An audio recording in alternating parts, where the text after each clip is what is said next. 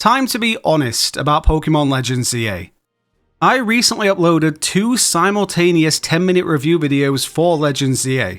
One giving it a rapturous 10 out of 10 review, and one giving a brutal 0 out of 10 review. Of course, to do that, I had to really lean into each extreme, and obviously embellish my points a fair bit.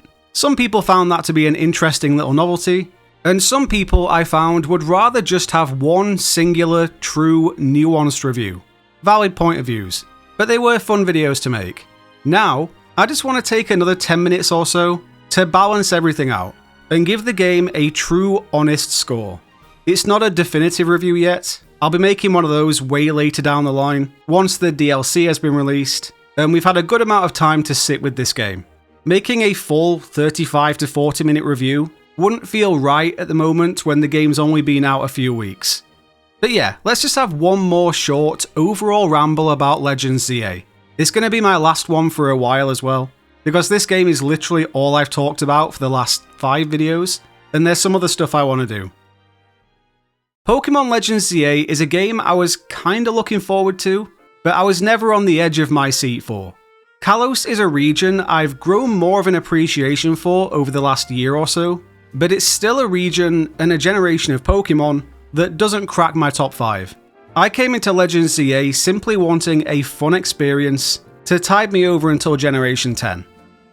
So first of all, the map was an interesting choice. Setting the game fully inside the walls of one city is a gamble to say the least. Not even having a couple of areas surrounding the city actually seems like a strange choice to me. There are routes surrounding Lumiose City, so why wouldn't you take advantage of that? I guess they just wanted the full focus to be on the city, and this whole urban redevelopment thing. They definitely chose the right city to do it with though. Lumiose is segmented out like a big pie. It has Prism Tower in the center if you ever get really lost. So it's a city you sort of shouldn't get too lost in. I still find that I do though.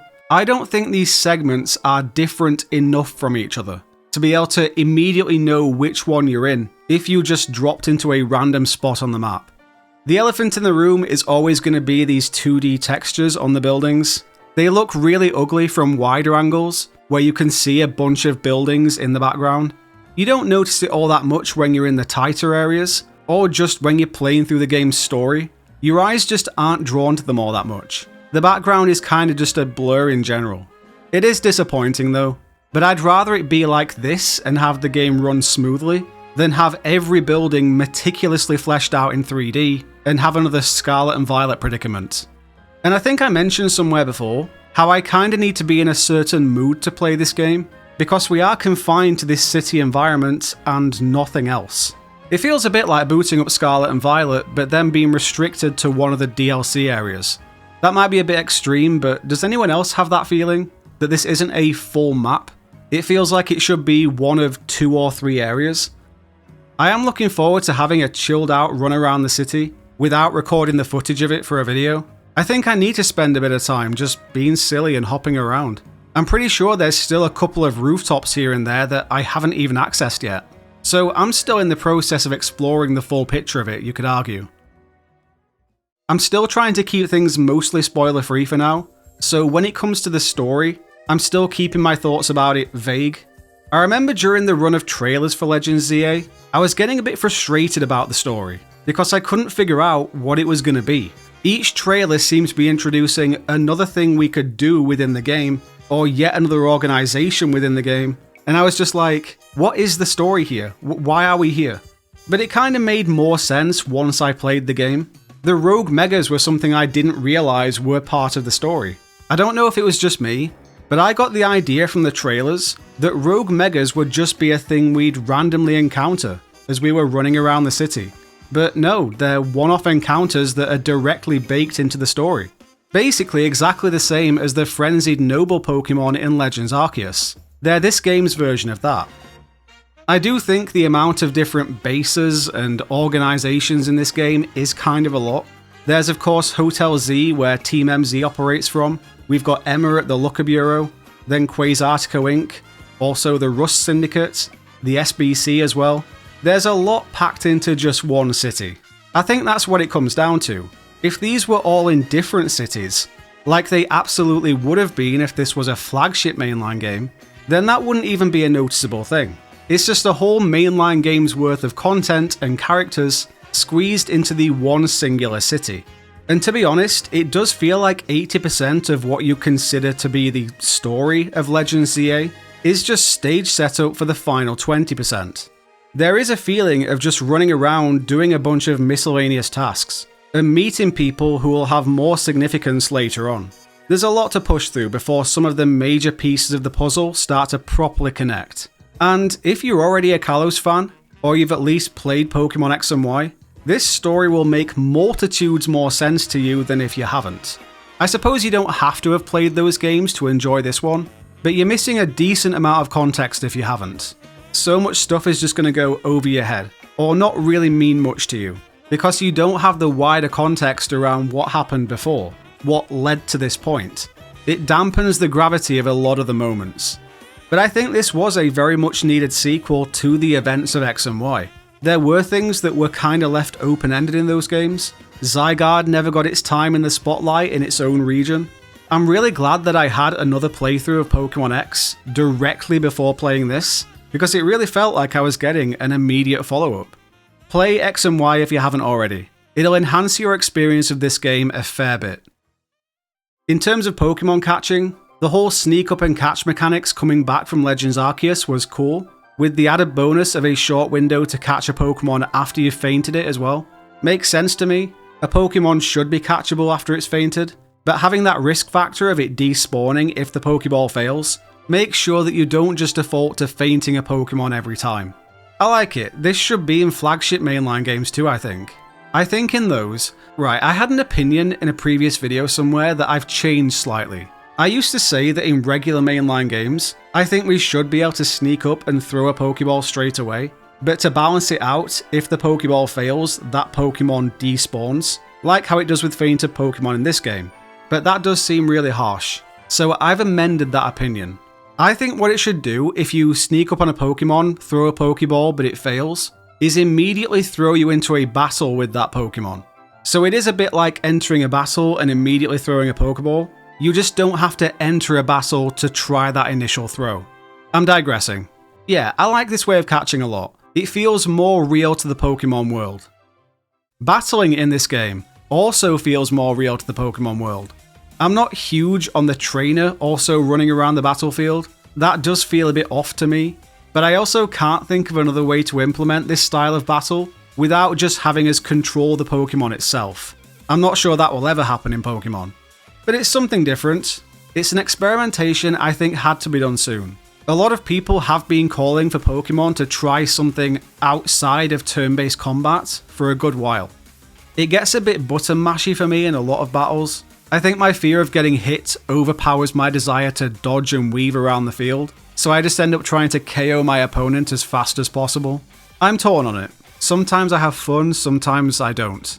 I think the times I don't are mainly when I'm battling in a place where battles absolutely should not be taking place, where there's objects in the way or we're in a tight alleyway. It just takes me out of it a bit because it gets quite janky and buggy. The rogue mega battles probably give you the most space. They are, again, quite fun. I do think there are too many of them thrown into the story though. I think you could have condensed it down to just the new mega evolutions, because they do provide a really cool reveal if you've come into the game spoiler free, because they are a grind. I think there's less strategy in these boss battles than there is in regular battles. It's a very gradual war of attrition going on in these. You chip away at them very slowly. These battles can last a long time. Cool idea though. The ZA Royale, god, this game really is battle centric, isn't it? Kinda clever in how it is basically just the gym system packaged differently, and with a lot more gym trainers before the gym leader. I'm kind of in the middle with it overall. It is kinda tedious in the sheer amount of battles you have to do back to back to back, but this is clearly a very battle-centric game. They want to really show off the new battle system, as well as Mega Evolution as much as possible. If these were all turn-based battles, oh my god, I'd be incensed by it. But these more dynamic battles keep me engaged. The online Royale battles are just a bit too much for me. I can see the fun in them, I really can, but it's just a bit too chaotic for me personally. And an aspect of luck comes into it as well, with the last hit thing being the thing that gives you the point. I think maybe it should have been a damage counter instead, and the person who did the most damage in terms of HP wins. But each to their own. Like I said, I can see where the fun is in these. Pokémon Legends ZA is a silky experience. There aren't any performance issues to highlight, which is kinda new for a Nintendo Switch age game. There's a nice pop to the graphics, even if they're a little generic and lacking in a signature style like Legends Arceus has. Is it a game I'll still be playing this time next year? Probably not.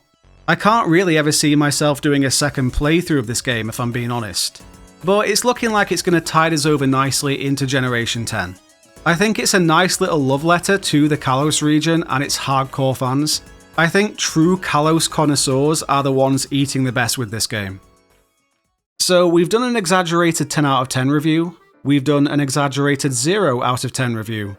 Now, mixing all those thoughts together, where does this game sit? I'd probably put it at around 7 out of 10, maybe 7.5 out of 10 on a good day. I wasn't blown away by this game, but it's a fun experience if you don't try to force too many expectations onto it. Just jump in and enjoy the ride. If you like Pokemon, you'll like this game.